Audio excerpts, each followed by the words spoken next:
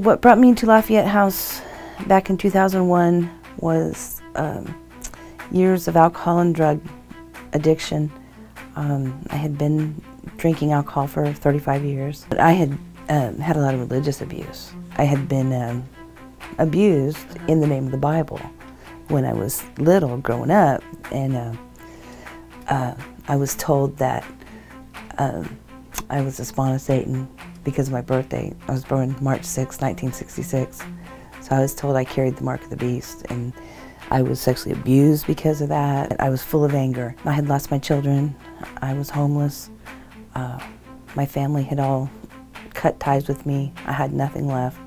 And they told me I had to come to Lafayette House or never see my children again. And so I came to Lafayette House very angry.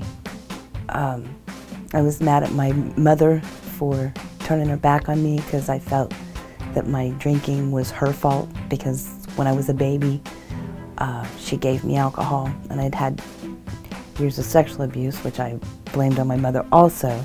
So I was very, very angry at her for turning on me and forcing me into treatment.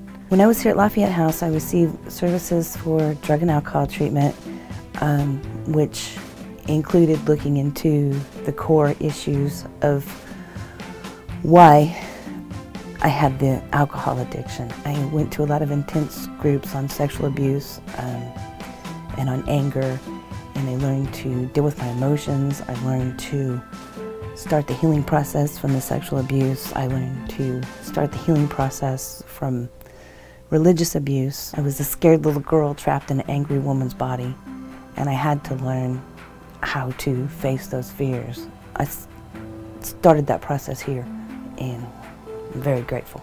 I'm not the same person I was. Oh gosh, I've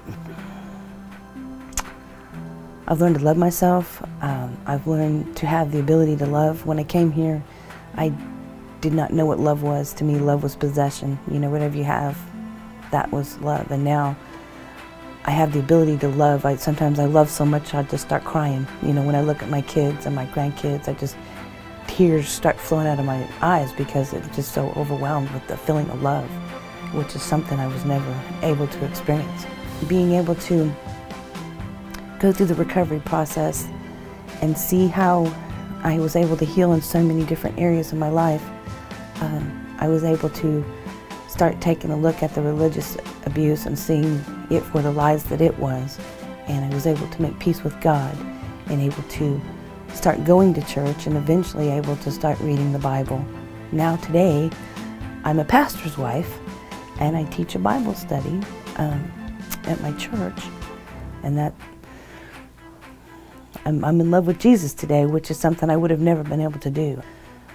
Lafayette House saved my life and gave me a life worth living.